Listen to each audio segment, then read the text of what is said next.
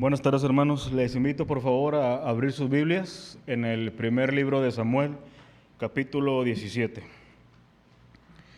Primer libro de Samuel, capítulo 17. Vamos a continuar meditando en algunos eventos importantes sobre la vida del rey David.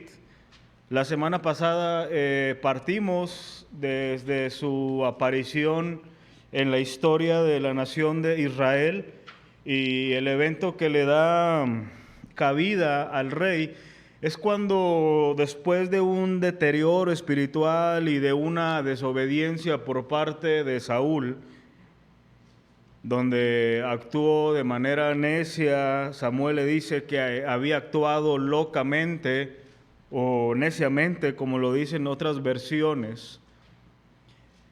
Fue dirigido por parte de Dios el profeta para ungir a David y vimos que la mirada de Dios definitivamente es muy distinta a la mirada del hombre. Dios no se entretiene con las apariencias de las personas, no se va a lo superficial. Nosotros podemos desarrollarnos para engañar a los hombres y lo podemos hacer. Podemos aparentar cierta piedad, como dice Pablo, que hay hombres con apariencia de piedad, pero que sus hechos la niegan. Sin embargo, dice Dios a Samuel que Él ve el corazón. Y vimos qué significa esta frase, esta oración. ¿Qué significa que Dios ve el corazón? No significa que Dios desestime lo externo del hombre, sino que no es tan importante en primer lugar. Dios está más interesado en lo que somos delante de Él, más que en lo que pudiéramos hacer. Es importante nuestra apariencia, nuestros actos, sí lo son. Sin embargo, todo parte de quiénes somos delante del Señor. Hoy vamos a ver, en segundo lugar, hermanos, este capítulo 17, una de las historias más conocidas, yo creo que en el mundo, no solamente por creyentes, sino también por inconversos. Y nuestro título es "De Jehová es nuestra batalla". De Jehová es nuestra batalla. El capítulo 17 de Samuel es una de esas historias que narran la Biblia, que son usadas para tratar de ilustrar aquellas grandes historias donde personas, equipos de cualquier deporte, naciones casi desapercibidas, o todo lo que pareciera ser digno de ser desestimado, hacen grandes sucesos o hacen grandes hazañas. De hecho, yo creo que la mayoría habrá escuchado en alguna ocasión de aquella famosa guerra de los 6 días, de la cual participó la nación de Israel hace algunas décadas, donde en tan solo 6 días, con un ejército muy limitado, aún sin tener establecido como tal su estado como es hoy, derrotó a aproximadamente 5 o 6 naciones, todas de carácter musulmán, Egipto y algunas más de árabe, y es una hazaña que es conocida por muchos. Entonces muchos suelen ver esta historia que vamos a meditar y tratan de encajar para decir que tenemos a un gigante enfrente de nosotros, el cual es digno de derrotar. Pero antes de meditar en esta historia, hermanos, yo quisiera que consideremos tres aspectos importantes a la hora de meditar en este pasaje y en muchas historias similares. El primero es, hermanos, que nosotros tenemos que entender y que considerar que sobre todo las historias que tenemos en el Antiguo Testamento, aquellas de carácter histórico y narrativo, son para nuestra enseñanza. Vean lo que dice el apóstol Pablo en Romanos 15:4, dice: porque las cosas que se escribieron antes, para nuestra enseñanza se escribieron, a fin de que por la paciencia y la consolación de las Escrituras tengamos esperanza. Así que las historias del pasado cumplen un propósito para nosotros, y es darnos paciencia, consolarnos, darnos esperanza, y todo esto se resume en que nos enseñan algo. Es decir, no se cumple con la función si tan solo nosotros conocemos a dedillo la información de la historia. El simple hecho de conocer los eventos no cumple su propósito. Así que para que se pueda cumplir con el propósito de enseñarnos, nosotros tenemos que entender que los eventos del pasado se convierten en enseñanza cuando podemos sustraer correctamente la utilidad y una correcta aplicación de esa enseñanza que concuerde con el carácter de Dios y con la obra de Cristo. Esto es muy importante, hermanos, porque es muy común que cuando usted lea la Biblia, sobre todo estas historias, la tentación de todo creyente, y no solamente de los que exponemos o enseñamos, de todo lector de la Biblia, es rápidamente ir, bueno, ¿eso cómo se aplica a nuestra propia vida? ¿Cómo saco una aplicación práctica? Pero si nosotros no logramos ver la utilidad de esas historias, que esté en concordancia con el carácter de Dios, y cómo esto también apunta a la obra de Cristo, no habremos de cumplir tal cosa. Pero en segundo lugar, otra consideración, hermanos, es que tenemos que tener cuidado, bajo la misma línea, de caer en el peligro del concepto del pragmatismo dentro del contexto bíblico. ¿Qué es esto? Agarrar un pasaje de la historia y rápidamente tratar de ver una aplicación en ello. Les pongo un ejemplo. Esta es una de las historias, hermanos, en lo personal más difíciles, porque hay una línea muy delgada, y como es tan conocida, los detalles, todo, rápidamente solemos ir a las aplicaciones. Una de las aplicaciones, rápidamente, cuando vemos la historia de David y contra Goliat, aquel gigante, es hacernos la siguiente pregunta: bueno, ¿cuáles son nuestros gigantes? ¿Cuál gigante tienes tú que vencer en esta tarde? Y hablamos, tú tienes el gigante del orgullo, tú tienes el gigante de la lujuria, tú tienes el gigante de la mentira, etcétera, etcétera. Y decimos, tú tienes que derrotar tus gigantes. Y logramos hacer esa aplicación. Y es peligrosa porque es una verdad a medias. Es una verdad a medias. Evidentemente llega un punto que nos hacemos una pregunta: bueno, si David tuvo que enfrentar a ese gigante llamado Goliat, quizás en este momento yo esté enfrentando algo similar, y hacemos esa comparación. Pero la gran diferencia, hermanos, es que cuando no logramos ver que esas aplicaciones, cómo apuntan a la obra de Cristo, cómo apuntan al carácter de Dios, lo único que vamos a hacer es elevar el valor de las personas, el ego del hombre, el amor por uno mismo, quitando el peso espiritual de cada historia. No importa qué tan grande sea ese gigante que tienes enfrente de ti, tú puedes derrotarlo. Estoy apuntando a la autoestima de las personas, al carácter emocional de las personas, y eso es tan atrayente. Pero esta historia no tiene el propósito de elevar nuestra autoestima, de decirnos que aunque nadie nos considere y que aunque muchos nos desestimen, nosotros también podemos hacer o realizar ciertas hazañas. Este no es el fin. Una tercera consideración, hermanos, es que tenemos que tener cuidado con sobreespiritualizar cada historia y ponerle un significado que la Escritura no le ha dado.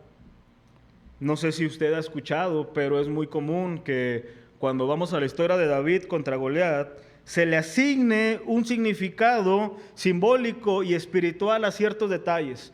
Por ejemplo, a las piedras que traía David en su morral, se dice que cuando llega al terreno de batalla, estaba Goliat enfrente. Él llega con sus piedras, pero no eran cualquier tipo de piedra, sino que una piedra era o tenía el nombre allí grabado de la piedra de la esperanza, la piedra de la fe, la piedra del valor, la piedra del coraje y cosas así que bien pudieran encajar y decir, bueno, pero la verdad es que nada de esto es correcto. Una vez también escuché que cuando Jesús sanaba a aquel paralítico donde los amigos le ayudaban, decía aquel pastor, decía, bueno, ¿tú sabes cómo se llamaban sus amigos? Y decía, no, pues la escritura no dice. Y decía, busquen bien. Y decía, bueno, a ver. Y no decía el nombre. Y decía, bueno, uno de sus amigos se llamaba Fidelidad, otro se llamaba Misericordia, dándole significado simbólico a eventos que la Biblia no da y que tenemos que tener cuidado.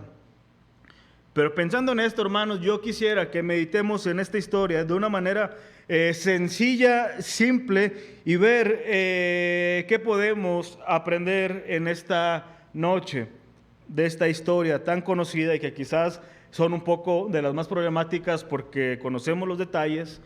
Así que les pido, hermanos, que nos esforcemos un momento. Vamos, por favor, a 1 Samuel, capítulo 17.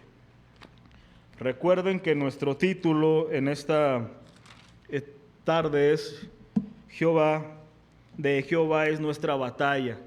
Ahora, no nos vamos a detener en todos los detalles, pero simplemente quisiera resaltar algunos aspectos. Lo primero que yo quisiera que tuviéramos en mente es de qué se trata la historia de David y de Goliat.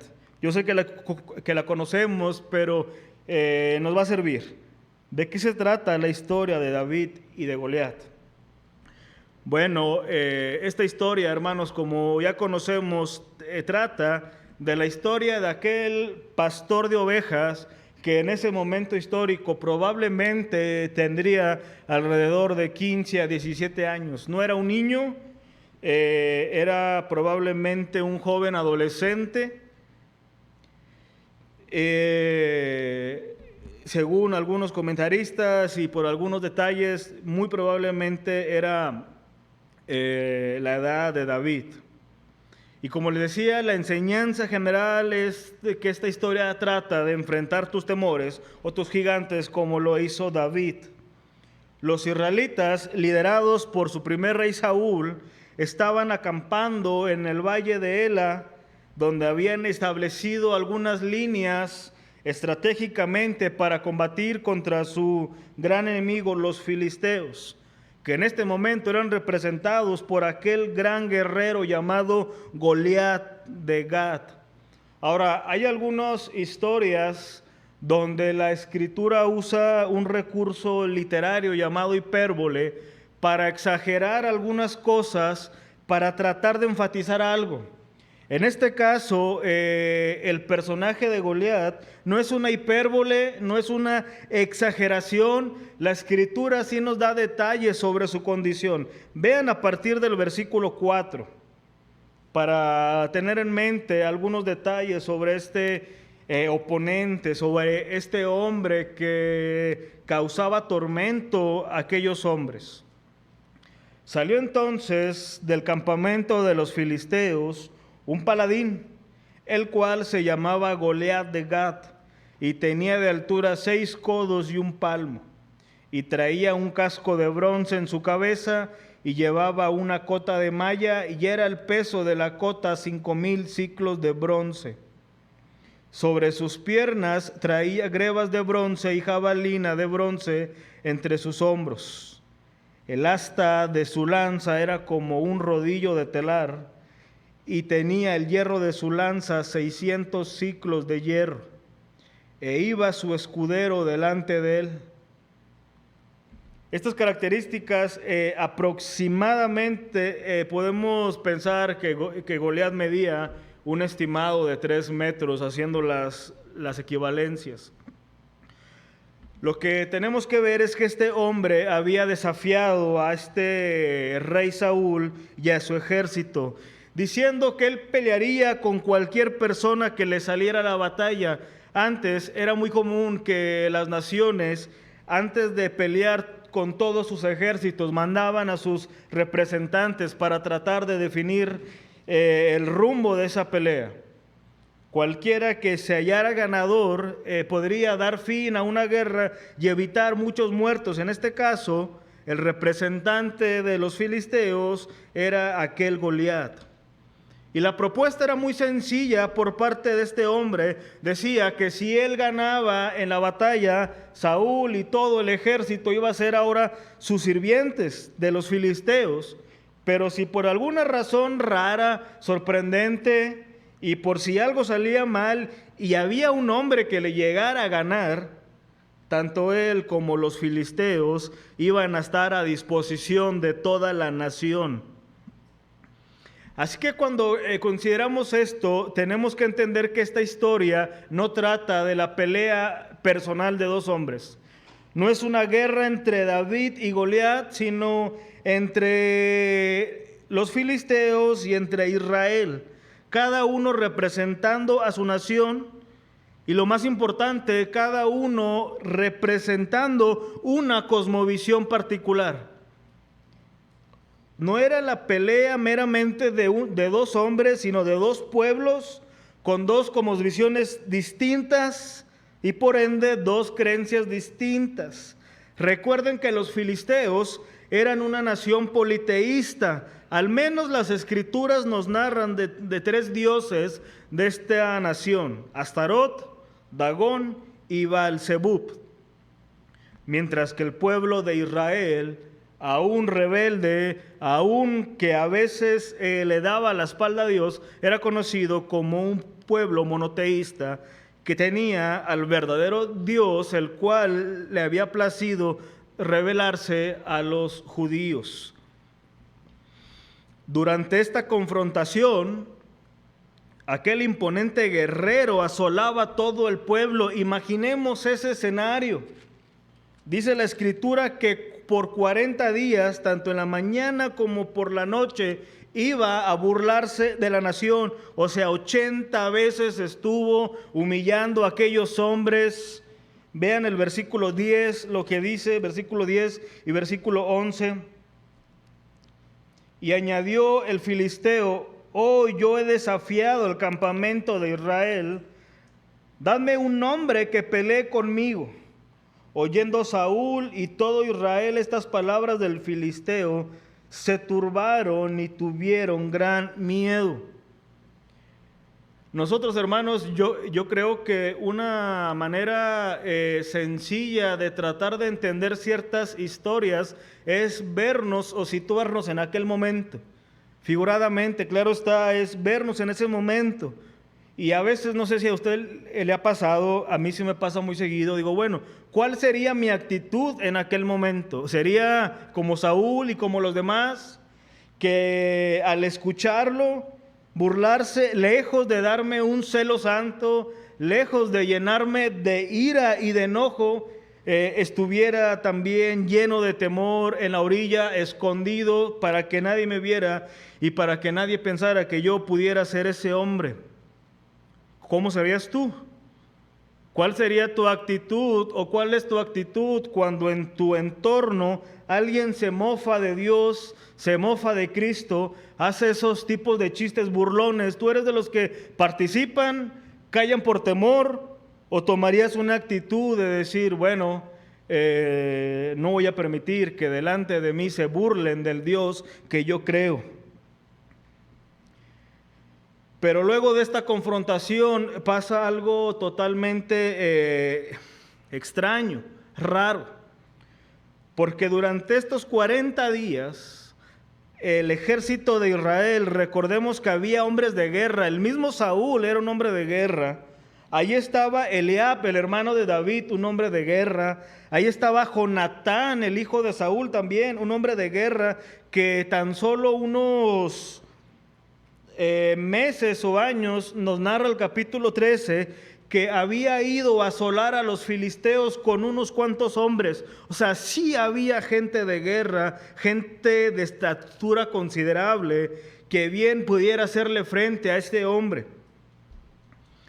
pero todos estaban callados, todos estaban llenos de pánico, y de pronto llega David, un adolescente, obedeciendo la misión de su padre. Él tan solo iba a llevarle unos panes y queso a sus hermanos y al rey Saúl. Él era ajeno a la situación que estaba pasando. Él estaba en su nación, en el bosque, en aquel lugar, cuidando a sus ovejas. Su padre Isaí le dice: oye, ven, ¿sabes qué? Lleva esto a tus hermanos que están en guerra. Ahora, por lo que nos dicen las escrituras, sus hermanos no estaban peleando, o sea, no estaban casados, estaban simplemente atemorizados, pero él va y obedece. Llega, escucha lo que estaba diciendo este hombre, y llega uno de esos pasajes que son tan contundentes, que emocionan. Vean el versículo 26. Una vez que está atemorizando a este hombre y que ya estaba allí David presente, vean lo que dice. Bueno, todos ya habían escuchado que había prometido Saúl al que se atreviera a vencer a tal hombre. Versículo 26. Entonces habló David a los que estaban junto a él, diciendo: ¿qué harán al hombre que venciere a este filisteo y quitare el oprobio de Israel? Porque ¿quién es este filisteo incircunciso para que provoque a los escuadrones del Dios viviente? Vean estas palabras tan determinantes por parte de este adolescente pastor de ovejas que llevaba en su mochila unos cuantos panes y unos quesos. ¿Quién es este incircunciso para que provoque a los escuadrones del Dios de Israel? Como era de costumbre, aquellos hombres que estaban allí, quizás al escuchar a David, dijeron: hoy, mira el que está hablando. Y el primero, en una palabra muy coloquial, que respingó fue Eliab, su hermano, diciendo: oye, ¿para qué has descendido hasta acá? O sea, ¿tú qué tienes que ver en esto? O sea, ¿tú qué podrías hacer en todo esto? Es más, y hasta manera de humillarlo, le dice: ¿a quién has dejado aquellas pocas ovejas en el desierto? Yo conozco tu soberbia y la malicia de tu corazón. Lo tenían en poco, se burlaron de él, a lo cual David responde: ¿yo qué he hecho? O sea, ¿por qué me acusas de soberbio, de malicioso? Simplemente estoy preguntando qué van a hacer con este hombre. Sin embargo, David en la narración no mostró ningún temor. Sus palabras audaces eventualmente llamaron la atención de Saúl, quien lo llamó y que le informara de qué estaba pasando. Y nota lo que le dice David a Saúl en una conversación tan interesante. Versículo 32.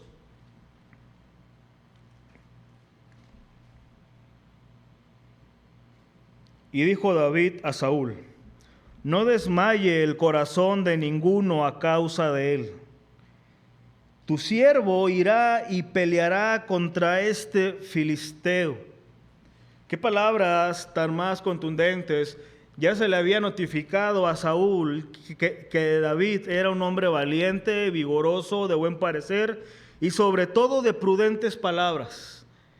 Esa era la reputación de David en este tiempo. Era vigoroso, era fuerte, era de buen parecer, pero también era un hombre de prudentes palabras. O sea que muy probablemente cuando lo estaba escuchando Saúl, él decía: este hombre no está hablando por hablar, no está fanfarroneando, sino que hay algo allí.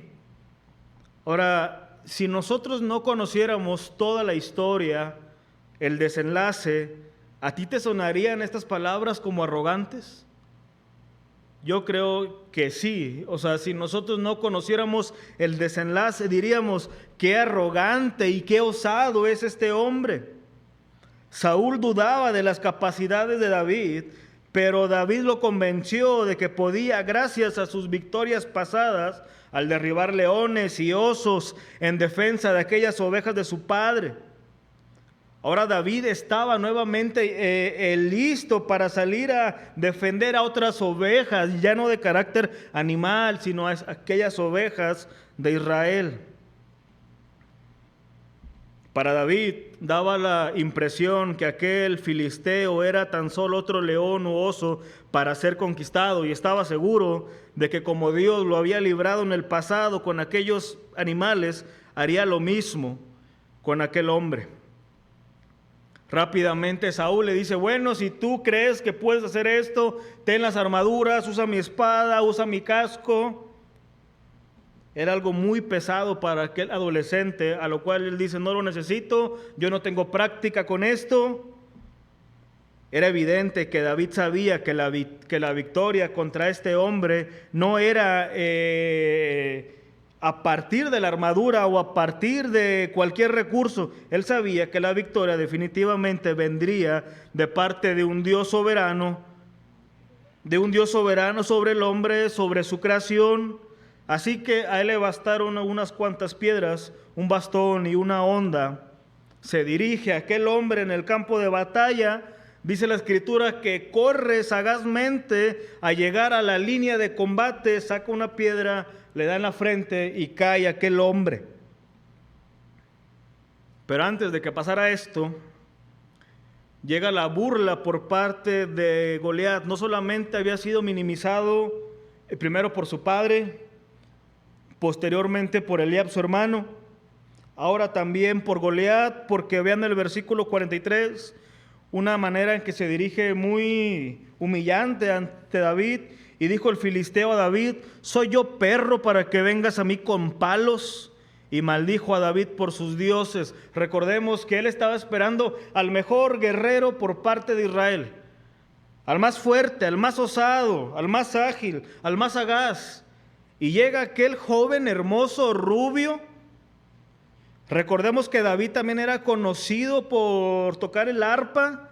Pues dice: ¿quién eres tú para que vengas a mí con palos? ¿Acaso soy yo perro? Aquí muchos pudiéramos tomar hasta este punto esta historia para rápidamente aplicar que aunque todos a nuestro alrededor pudieran minimizarnos y tenernos en poco, Dios sabe lo que tú puedes lograr, o Dios sabe lo que tú eres capaz de hacer. Y hasta suena lógico el decir esto. Mira, a David lo minimizó primeramente su padre al no llamarlo cuando llega Samuel. Lo minimiza Eliab al decirle que qué estaba haciendo en la guerra. Lo minimiza Goliat al decirle que de qué se trataba esto. Pero a pesar de todo eso, Dios sabía lo que era capaz de hacer David. Y bien pudiéramos decir: bueno, aunque todos a tu alrededor te minimicen, Dios sabe lo que tú eres capaz. Pero esta historia no trata de David. No trata de lo que él pudiera haber hecho. No trata de sus posibles hazañas. Y la evidencia la vemos en los versículos 45 al 47. Nota: entonces dijo David al filisteo: tú vienes a mí con espada y lanza y jabalina, mas yo vengo a ti en el nombre de Jehová de los ejércitos, el Dios de los escuadrones de Israel, a quien tú has provocado. Jehová te entregará hoy en mi mano, y yo te venceré y te cortaré la cabeza. Y daré hoy los cuerpos de los filisteos a las aves del cielo y a las bestias de la tierra, y toda la tierra sabrá que hay Dios en Israel. Y sabrá toda esta congregación que Jehová nos salva con espada y con lanza, porque de Jehová es la batalla, y Él os entregará en nuestras manos. Estos versículos atestiguan que la historia no trata de enfatizar que a pesar que todos habían minimizado a este hombre, Dios sabía lo que él era capaz de hacer. No se trataba de David, ni de Saúl, ni de Goliat. Esta historia ensalza al Dios de Israel.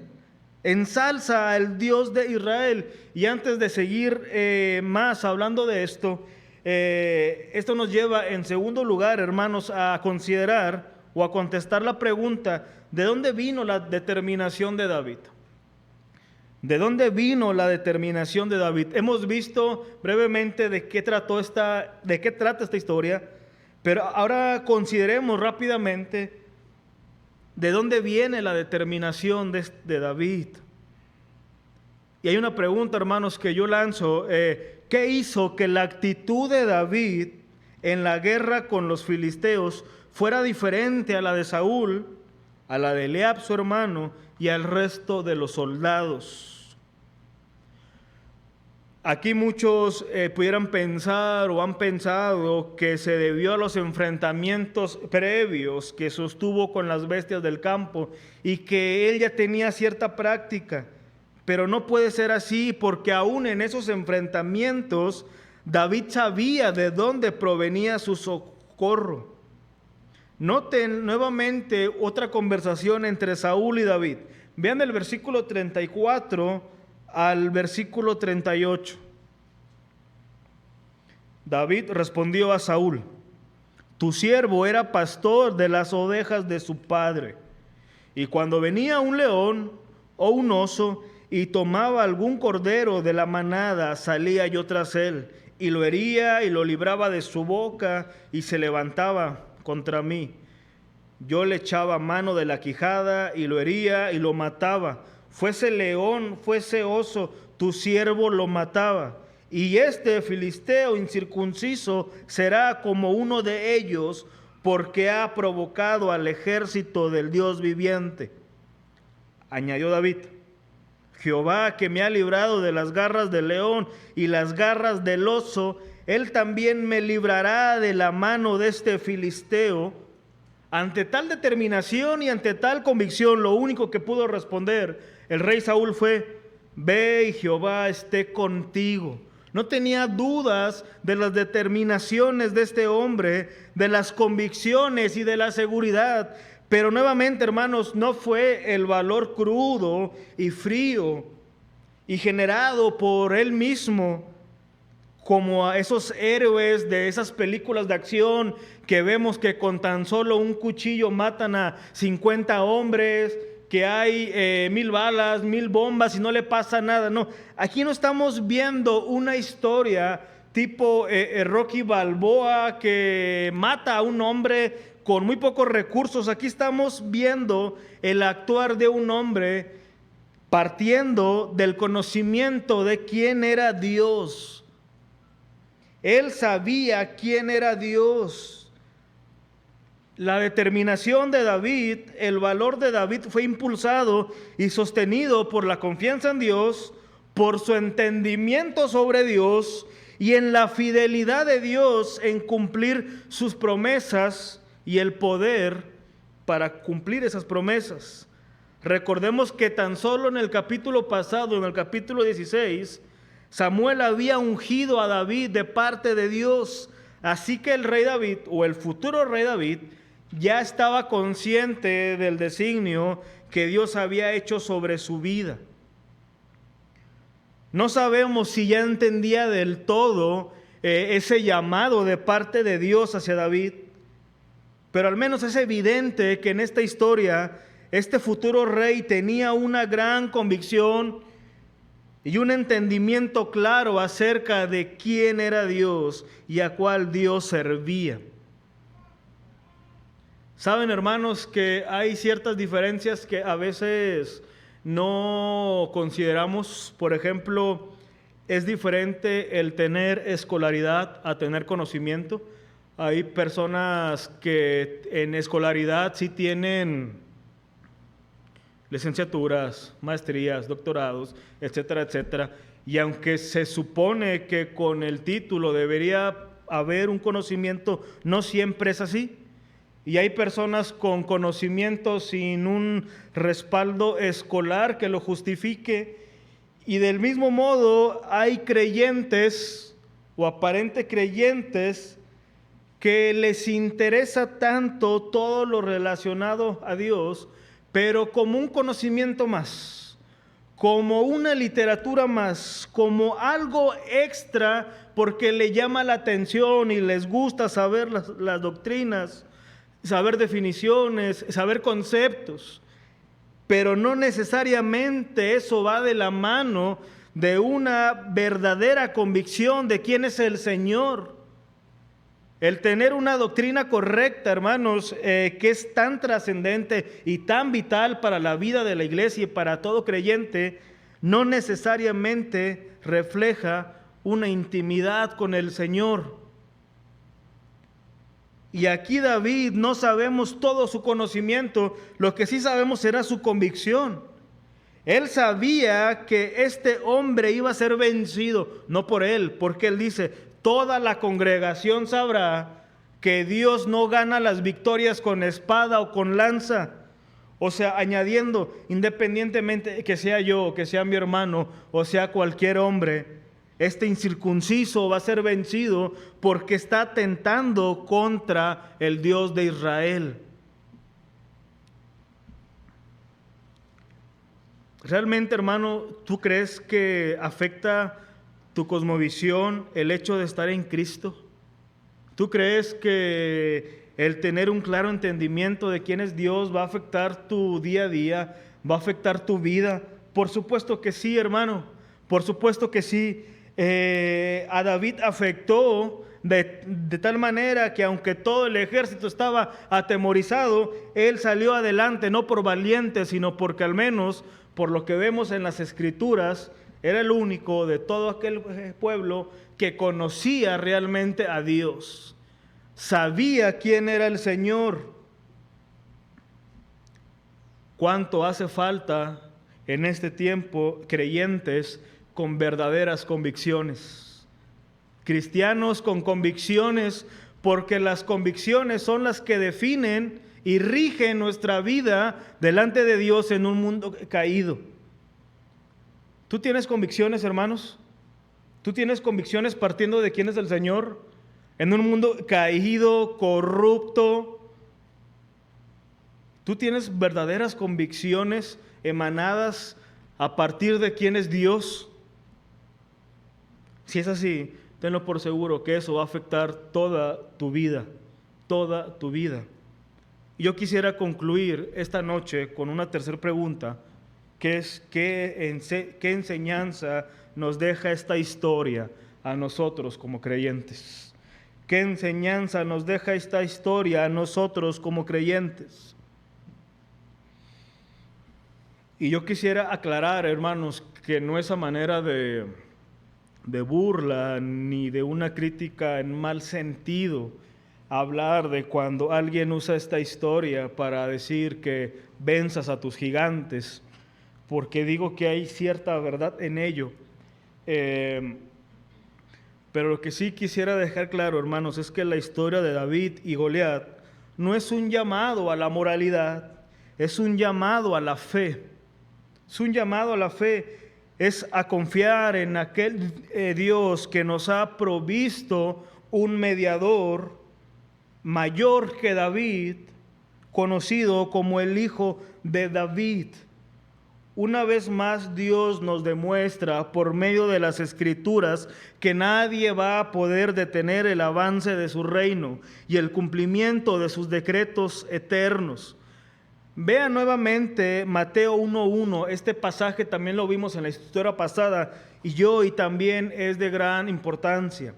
Mateo 1:1 dice, libro de la genealogía de Jesucristo, hijo de David, hijo de Abraham. Cristo es conocido como el hijo de David, pero también es conocido como un tipo de Cristo. David es un tipo de Cristo. Y yo les pregunto, ¿se imaginan la historia de la humanidad y la historia de la redención si David hubiese perdido esa batalla o si David hubiese muerto en esa batalla? ¿Tú te imaginas lo que hubiera pasado si David hubiese perdido esa batalla o si hubiese muerto en esa batalla? Para empezar, ya no tendríamos Mateo 1:1.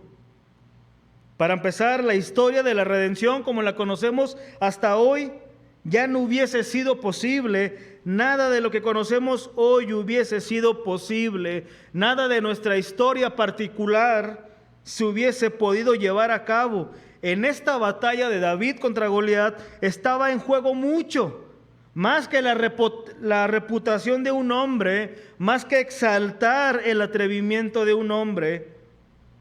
Estaba en juego el proceso de la historia de la redención y por ende nuestra futura salvación que iba a venir por medio del Hijo de David.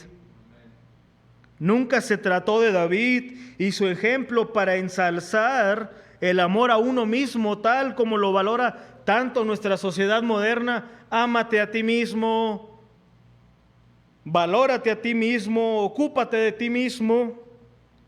Esta historia nos demuestra que nada puede frenar el avance del reino de Dios y que ese avance no es producido por la valentía de los hombres ni su coraje, sino por el carácter fiel de Dios en llevar a cabo sus designios eternos. No existe tal cosa como grandes y superhombres de Dios. Existen hombres y mujeres dispuestos a obedecer la voluntad de Dios, hombres imperfectos, aún pecadores, limitados, pero usados por un gran Dios todopoderoso que se ha propuesto llevar a cabo un plan y Dios lo va a terminar. El mismo ejemplo que vemos en esta historia lo vemos en el relato de Moisés y Faraón. No era una batalla entre dos hombres. No era la liberación de Israel de la esclavitud de Egipto. Esa historia también nos traslada a contemplar nuestra redención y cómo Faraón y su ejército, representantes de las huestes de maldad, no pudieron detener a Dios y a sus designios. Y así pudiéramos citar otros eventos narrados en las Escrituras donde el énfasis yace en el carácter de Dios y en la obra redentora de Cristo. Pero también, hermanos, al meditar en esta historia debemos considerar que nuestra lucha en el presente no es con gigantes como Goliat. La Escritura dice lo siguiente, vean Efesios 6:11 al 13. Vestíos de toda la armadura de Dios para que podáis estar firmes contra las acechanzas del diablo. Porque no tenemos lucha contra sangre y carne, sino contra principados, contra potestades, contra los gobernadores de las tinieblas de este siglo, contra huestes espirituales de maldad en las regiones celestes. Por tanto, tomad toda la armadura de Dios para que podáis resistir en el día malo y habiendo acabado todo, estar firme. Hoy nos hallamos en un escenario distinto al del pueblo de Israel y aquellos gigantes. Hoy nuestra lucha no es con una persona que nos sobrepase en estatura y en otras cosas más, y aunque pudieran existir ciertas personas que parecieran interponerse en nuestro caminar con Dios y en el cumplimiento de nuestro noble llamado, realmente ellos no son nuestros enemigos. Quizás cuando tú pienses que una persona en particular es la que se opone a tu caminar con Dios, más bien, hermano, tú deberías ver a esa persona como un instrumento que revela las deficiencias de tu carácter, porque quizás no has sabido sobrellevarla, tolerarla, perdonarla o dirigirla simplemente. Nuestra verdadera lucha es espiritual, principalmente con nuestro pecado que se interpone en nuestro caminar con Dios. Pero la gran noticia es esta, hermano, y termino, que por más grandes o gigantes que parezcan esos pecados, por más gigantes que parezca ese escenario terrible de adversidad, de prueba, de aflicción, tenlo por seguro que nosotros podemos disfrutar de la victoria de Cristo sobre ellos. Cristo dijo que en el mundo íbamos a tener aflicción, pero que confiáramos porque Él ya había vencido al mundo. Ya Cristo en la cruz del Calvario venció cada pecado y aún esas tinieblas que se interponen en nuestra intimidad. Cristo venció a Faraón, Cristo venció a Amán, Cristo ha vencido a Goliat, Cristo ha vencido a la muerte y en Él tenemos plena garantía de esa victoria. Es por eso que el escritor de Hebreos dice lo siguiente: por tanto, teniendo un gran sumo sacerdote que traspasó los cielos, Jesús, el Hijo de Dios, retengamos nuestra profesión, porque no tenemos un sumo sacerdote que no pueda compadecerse de nuestras debilidades, sino que uno que fue tentado en todo según nuestra semejanza, pero sin pecado. Acerquémonos pues confiadamente al trono de la gracia para alcanzar misericordia y hallar gracia para el oportuno socorro. Entonces, mis hermanos, nuestro sentir y actuar al considerar nuestro gran llamado de parte de Dios debería de ser determinante, debería de ser osado, debería de ser valiente, porque ya Cristo nos ha asegurado la victoria. Como decían los antiguos cristianos bajo la persecución en Roma y en otras partes del mundo, por Cristo, por su pacto y por su palabra es que peleamos, es por su gloria que fuimos creados y es en su carácter que somos impulsados hacia adelante sabiendo que Él ya venció. Así que, hermanos, que nosotros tomemos valor verdadero partiendo de quién es Dios y partiendo de la obra de Cristo para continuar y cumplir con nuestros llamados de parte del Señor. Vamos a orar. Padre, te damos gracias, Señor, en esta noche por lo que tú has hecho en el pasado y cómo en eso tú nos enseñas y nos das esperanza, nos das consuelo de que tú ya venciste, Señor, que la victoria está asegurada y en eso debemos tomar valor para ser osados. Y como dice el salmista, en tu nombre haremos hazañas. Gracias, Padre, por lo que tú haces en nosotros y lo seguirás haciendo. Nos encomendamos a ti y todo te lo suplicamos, Señor, en el nombre de Jesús. Amén. Bien, hermanos, gracias por su tiempo. Vamos a despedir.